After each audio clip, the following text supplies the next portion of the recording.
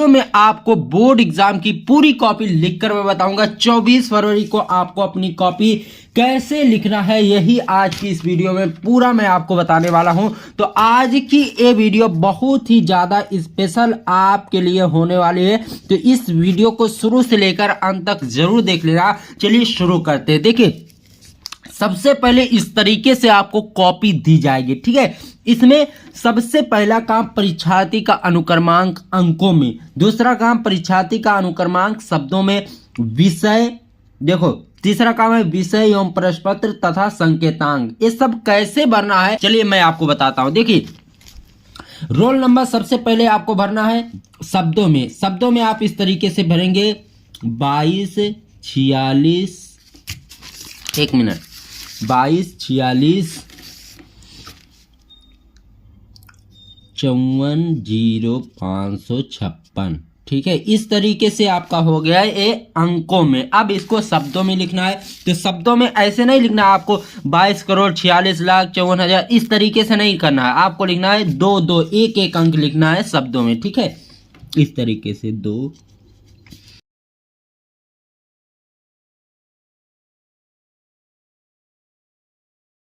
इस तरीके से आपको अपना रोल नंबर भर देना है। और विषय में सामान्य हिंदी आपको लिख देना है, ठीक है, सामान्य हिंदी।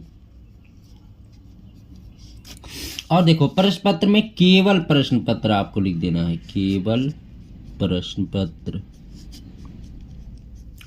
और संकेतांक आपको क्या भरना है, संकेतांक में बता देता हूं, 302 DI भरना है, 302 DI। अगर ये नहीं समझ में आए तो अपने जो आपका कक्ष निरीक्षक होगा, जो एग्जामिनर होगा, उससे आप पूछ सकते हैं। अब परीक्षा का दिन, देखो परीक्षा का दिन सोमवार होगा, कल, ठीक है। कल आपको अपना पेपर देने जाना है, कल सोमवार है। परीक्षा तिथि 24/02/2025। केंद्र का नाम, जो केंद्र का नाम हो वो आपको भर देना है, ठीक है। उसके बाद देखो, उसके बाद अगला काम आपको क्या करना है, अब आपको अपना क्वेश्चन पेपर मिलेगा, ठीक है। कॉपी दी जाएगी, सबसे पहले आपको अपनी कॉपी दी जाएगी। तो कॉपी में आपको स्टार्ट क्या करना है, सबसे पहले आपको ये 3 पेन आपके पास होनी चाहिए, एक काला, एक नीला और स्केच मन कहे तो ले जाए, नहीं तो कोई बात नहीं। अब इसको क्या करना है, सबसे पहले आपको लाइनिंग पारनी है, ठीक है। लाइनिंग खींच देनी है आपको अपनी कॉपी में इस तरीके से, ठीक है। शुरुआत यहां से आपको करनी है, सबसे पहले आपको लाइनिंग खींचनी है, ठीक है। मैं आपको एक एक चीज एकदम बारीकी से आज बताने वाला हूं, ठीक है। देखो, इस तरीके से आपको लाइनिंग खींच देनी है, ठीक है। उसके बाद शुरुआत कहां से करनी है ये मैं आपको बताता हूं। इस तरीके से पूरी कॉपी में आपको लाइनिंग खींच देनी है। और सबसे इंपॉर्टेंट बात, कॉपी के हर पेज में आपको अपना रोल नंबर लिख देना है, ठीक है। 22 46 54 0 556। इससे क्या होगा ना, अगर आपकी कॉपी का कोई भी टुकड़ा गिर जाता है तो एग्जामिनर उसे वापस आपकी कॉपी में जोड़ सकता है। अगर नहीं लिखेंगे तो एग्जामिनर नहीं जोड़ेगा, उसको फेंक दिया जाएगा वैसे, ठीक है। अब देखो, ऐसे लाइनिंग आपको पा देनी है। अब क्वेश्चन पेपर आपको मिलेगा, ठीक है। इस क्वेश्चन पेपर को ध्यान से पूरा शुरू से लेकर अंत तक आपको पढ़ना है। इसमें जो प्रश्न आपको आता हो सबसे पहले वही करना है। मान लीजिए आपको बहुविकल्पीय आ रहा है तो बहुविकल्पीय करिए। तो लिखना कैसे है ये मैं आपको बताता हूं। देखिए, सबसे पहले ऊपर आपको डालना है, आप शुरुआत मान लीजिए सब आपको आ रहा है तो सबसे पहले आप लिखेंगे खंड का। जिस तरीके से बता रहा हूं इसी तरीके से कल लिखना, एक भी नंबर एग्जामिनर नहीं काटेगा, खंड का, ठीक है। उसके बाद आपको लिखना है प्रश्नोत्तर संख्या, प्रश्नोत्तर संख्या 1, ठीक है। प्रश्नोत्तर संख्या 1 आपको लिख देना है। उसके बाद इसको भी लाइनिंग कर देना है, इसको भी इस तरीके से लाइनिंग आपको क्या देखना है ताकि दिखने में अच्छा दिखे, ठीक है।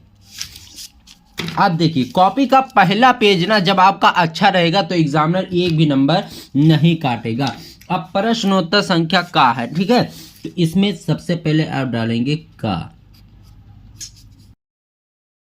वाला है, तो इस तरीके से लिखना है। अब इसमें जो सही उत्तर हो उसको आपको भर देना है, ठीक है। इसमें मान लीजिए पहले में दूसरा वाला सही है तो ऐसे आपको लिखना है, दूसरा सही कर देना, इसे लाइनिंग करनी है। उसके बाद आपको नीले पे से लिख देना है चंद छंद वर्णन की महीना। दूसरे में क्या है, आत्मकथा, ठीक है।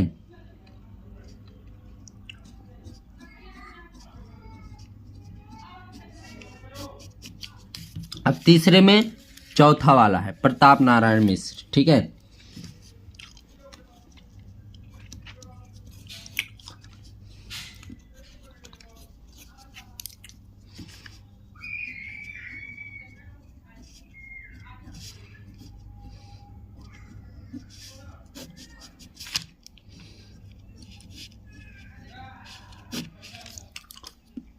अब चौथे में है तीसरा वाला पुनर्नवा, ठीक है, ये वाला सही है तो इसको आपको लिख देना है पुनर्नवा।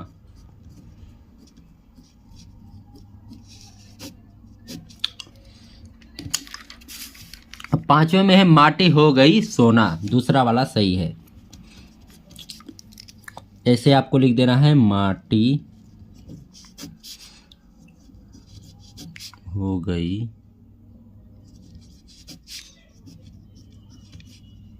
सोना। इस तरीके से आपको लिखना है जैसे मैं आपको बता रहा हूं, तो एग्जामिनर एक भी नंबर आपका नहीं काटेगा। देख लीजिए कितना सुंदर दिख रहा है, ठीक है। अब आगे आप चाहे तो इसी पेज में लिखें, अन्यथा दूसरे पेज में आप लिख सकते हैं, ठीक है। दूसरे पेज में ये होगा फायदा आपका कि कॉपी आपकी भरने में आसानी होगी, ठीक है। आपकी कॉपी जो है वह भरी दिखेगी, ठीक है। तो इस तरीके से आपको दूसरे में लिख देना है, ठीक है, जैसे मैंने बताया। प्रश्नोत्तर संख्या आपको ऊपर प्रश्नोत्तर संख्या 2 डालनी है, ठीक है। प्रश्नोत्तर संख्या 2 डालकर जिस तरीके से हमने ए वाला लिखकर आपको बताया है उसी तरीके से आपको लिखना है। मान लीजिए इसको भी ले लीजिए। अब लिए चलते हैं आपको प्रश्न संख्या 3 पर। देखो प्रश्न संख्या 3 पर आपको गद्यांश दिया गया है, ठीक है। इसमें आपको कैसे लिखना है ये मैं आपको बताता हूँ एकदम अच्छे तरीके से, ठीक है। देखो इसको हमने लिखा है बहुत ही सिंपल में और आपको एक ही बार में समझ में आ जाएगा, ठीक है। देखो सबसे पहले आपको संकेत प्रश्नोत्तर संख्या 3 लिख देना है, फिर आपको संकेत लिखना है, ठीक है। इसमें लिखना है अशोक को जो सम्मान, इसमें संकेत में थोड़ा सा शुरुआत के 2 वर्ड लिख देना है और लास्ट के 2 वर्ड। इससे एग्जामिनर ये जान जाएगा कि आपने इसी गद्यांश को किया है, वरना अथवा करके भी एक गद्यांश होता है। तो अगर इन दोनों में से जो आप कर रहे हैं उसका आपको संकेत दे देना है, ठीक है। इतना लिखने के बाद फिर आप लिखेंगे उत्तर का संदर्भ।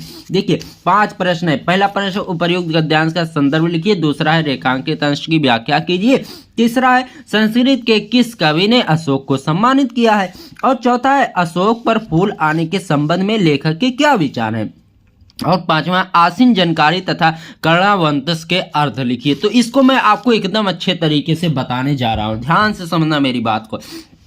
सबसे पहले इस गद्यांश को पढ़ते हैं। अशोक को जो सम्मान कालिदास से मिला है वह अपूर्व था। देखिए यहाँ पर पूछा गया है अशोक पर फूल, संस्कृत के किस कवि ने अशोक को सम्मानित किया, तो अशोक को किस कवि ने सम्मानित किया, कालिदास ने। बहुत ही सिंपल, अर्थ मिलते गया, ठीक है, उत्तर मिलते जा रहा है। तो सबसे पहले आपको क्वेश्चन को ही पढ़ना, ठीक है। उसके बाद देखिए सुंदरियों के आसीन जानकारी नुपुर वाले चरणों की मृदु गाहत से वह फूलता है, कोमल कपोलों पर कर्णावतस के रूप में झूलता था, ठीक है। देखिए इसमें पूछा गया अशोक पर फूल आने के संबंध में लेखक की क्या विचार, तो यही विचार आपको लिखना होगा, ठीक है। कोमल कपोलों तथा कर्णावतंस के रूप में झूलता था और चंचल नील अलकों की अचंचल शोभा को 100 गुना बढ़ा देता है। वह महादेव के मन में क्षोभ पैदा करता था तथा मर्यादा पुरुषोत्तम के चित्त में सीता का भ्रम पैदा करता था और मनोजन्मा देवता के एक इशारे पर कंधे पर से ही फूट उठता था। तो इस तरीके से आपको लिख देना है। और आगे देखिए अगला प्रश्न है अशोक पर फूल आने के संबंध में लेखक के क्या विचार है। आसीन जानकारी तथा कर्णावंतस के अर्थ लिखिए। अब एक एक करके इनको हम लिखते कैसे हैं ये आपको दिखाता हूँ। देखिए, सबसे पहले आपको संदर्भ हेडिंग डालना है, फिर लिखना है प्रस्तुत गद्यांश हमारी पाठ्य पुस्तक हिंदी के अशोक के फूल नामक पाठ से लिया गया है। इसके लेखक हजारी प्रसाद द्विवेदी जी हैं। बहुत ही सिंपल है, 2 नंबर टीचर एकदम खुश होकर आपको देगा। ठीक है, अब देखिए, अगर आपको कुछ नहीं आ रहा मान लो, तब आप कैसे लिखेंगे इसको ध्यान से समझिए। ठीक है, देखो इसमें मान लीजिए कुछ नहीं आ रहा है, तो आपको इतना तो पता होगा कि पाठ का क्या नाम है, लेखक क्या नाम है। तो इसी गद्यांश को पढ़ते पढ़ते देखिए, इसमें अशोक शब्द कई बार आया है, तो अशोक के फूल वाला जो चैप्टर है वहीं से लिया गया है। तो आपको लिखना प्रस्तुत गद्यांश हमारी पाठ्य पुस्तक हिंदी के अशोक के फूल नामक पाठ से लिया गया है। अब अगर ये नहीं मालूम कि लेखक क्या कौन है इसके, तो कुछ भी आप लिख सकते हो, अन्यथा कुछ ना लिखो, इतना लिख दो नामक पाठ से लिया गया है। बस इतना लिखने के बाद 1 नंबर टीचर आपको आसानी से दे देगा। ठीक है, अब देखिए अगला प्रश्न, रेखांकित अंश की व्याख्या कीजिए। तो उत्तर खा आपको हेडिंग डालकर लिखना है रेखांकित अंश की व्याख्या। अब व्याख्या सिर्फ आपको रेखांकित अंश की करनी है, यानी जिसमें जो इस गद्यांश में जितने भी वर्ड के नीचे जो लाइनिंग है उनकी केवल आपको व्याख्या करनी है। देखो इसमें कहा गया है रेखांकित अंश की व्याख्या करना, तो इसमें आपको लिखना है अशोक के फूलों की सुंदरता के कारण सुंदरियां उन्हें कानों का आभूषण बनाती हैं। यह कर्णफूल जब उनके गले में झूलता है तो वह और अधिक सुंदर दिखने लगती हैं। देखो, सुंदरिया के आसीन जानकारी नुपुर वाले चरणों के मृदु आघात से वह फूलता था, कोमल कपोलों पर करड़ावंतस के रूप में झूलता और चंचल नील अचंचल अलकों की अचंचल शोभा को 100 गुना बढ़ा देता है। यानी कहने का मतलब ये है, अशोक के फूल की सुंदरता के कारण सुंदरियां उन्हें कानों का आभूषण बनाती हैं, और एक कर्णफूल जब उनके गले में झूलता है तो और अधिक सुंदर दिखने लगती हैं। बहुत ही सिंपल है। अगला प्रश्न है, संस्कृत के किस कवि ने अशोक को सम्मानित किया है। तो बहुत ही सिंपल है, संस्कृत के महाकवि कालिदास ने अशोक के फूल को सम्मानित किया है। ठीक है, तो इस तरीके से लिखेंगे बाबू ना, तो 10 में 10 पूरे नंबर एग्जामिनर आपको आसानी से देगा। आप देखिए अगला प्रश्न है, अशोक पर फूल आने के संबंध में लेखक के क्या विचार हैं। इसको आपको लिखना है, ध्यान से समझिए। अशोक पर फूल आने के संबंध में लेखक कहता है कि अशोक पर तभी पुष्प आते हैं जब कोई अत्यंत सुंदर युवती अपने कोमल और संगीतमय चरणों से उस पर प्रहार करती है। ठीक है, अगला देखिए, यानी उसे अपने गले का आभूषण बनाती है, तो वो और अधिक अशोक पर फूल आते हैं। उत्तर देखिए, उत्तर पांचवें प्रश्न है, आसीन जानकारी तथा कर्णावतंस के अर्थ लिखिए। तो आसीन जानकारी का अर्थ होता है अनुरागोत्पादक, ठीक है, और कर्णावतंस का अर्थ होता है कर्णफूल। तो इस तरीके से आपको गद्यांश का अर्थ लिखना है। बहुत ही सिंपल में हमने बताया है। प्रश्नोत्तर संख्या 3 को बहुत ही सिंपल, 10 नंबर इसमें आपको बहुत ही आसानी से मिलेगा। तो इस तरीके से आपको हल करना है कल यूपी बोर्ड परीक्षा 2025 में हिंदी के पेपर में। अब देखिए, अब आपको बता देते हैं पद्यांश पर आधारित दिए गए पद्यांश पर आधारित निम्नलिखित प्रश्नों के उत्तर दीजिए। ठीक है, तो इसमें देख लीजिए, इसमें आपका पहला प्रश्न है, मेरे प्यारे नौजवान। इसमें आपको क्या करना है, सेम उसी तरीके से लिखना है जिस तरीके से आपने गद्यांश को लिखना। सबसे पहले प्रश्नोत्तर संख्या 4 डालेंगे, संकेत में लिखेंगे। इसमें देखिए मेरे प्यारे, यहाँ से 2 वर्ड, फिर लास्ट के 2 वर्ड तू सुना दे, लास्ट के 2 वर्ड लिखना है। अब देखिए सबसे पहले हम प्रश्न को पढ़ते हैं। प्रस्तुत पद्यांश का संदर्भ लिखिए, और दूसरा पवन दूतिका द्वारा किसने किसको संदेश भेजा है। और देखिए रेखांकित अंश की व्याख्या कीजिए। और चौथा है, प्रस्तुत गद्यांश में श्री कृष्ण के सौंदर्य का वर्णन किस प्रकार किया गया है। और 5वां प्रश्न है, प्रस्तुत पद्यांश में प्रयुक्त रस तथा उसका अस्थायी भाव लिखिए। ठीक है, अब देखिए, अब इस पद्यांश को हम पढ़ते हैं। मेरे प्यारे नौजलस से कंज से नेत्र वाले, जाके आए न मधुबन से और न भेजा संदेशा। मैं रो रो के प्रिय विरह से बावली हो रही हूँ, जाके मेरी शुभ सब दुख कथा श्याम को तू सुना दे। अब इसके प्रश्नों को हम हल करते हैं। सबसे पहले इसका पद्यांश का संदर्भ लिखेंगे। उत्तर का आपको लिखना, प्रस्तुत पद्यांश हमारी पाठ्य पुस्तक हिंदी के। अब ये आपको मालूम नहीं कि किस पाठ से लिया गया, तो यहाँ पर देखो जिस चैप्टर में, ठीक है, जिस चैप्टर में मधुवन या फिर गोकुल या फिर श्याम या फिर राधा का वर्णन आए तो आप समझ लेना कि पवन दूतिका चैप्टर से लिया गया। देखिए प्रश्न में ही क्या गया, पवन दूतिका द्वारा किसने किसको संदेश भेजा, तो प्रस्तुत पद्यांश हमारी पाठ्य पुस्तक हिंदी के पवन दूतिका नामक पाठ से लिया गया है। इसको आपको हाईलाइट करना है ताकि दिखने में अट्रैक्टिव लगे, एग्जामिनर को नंबर देने में आसानी हो। ठीक है, नामक पाठ से लिया गया है। इसके रचयिता अयोध्या सिंह उपाध्याय हरिओ जी हैं। ठीक है, बहुत ही सिंपल में मैं आपको बता रहा हूं। ठीक है, इतना आपको लिखना है।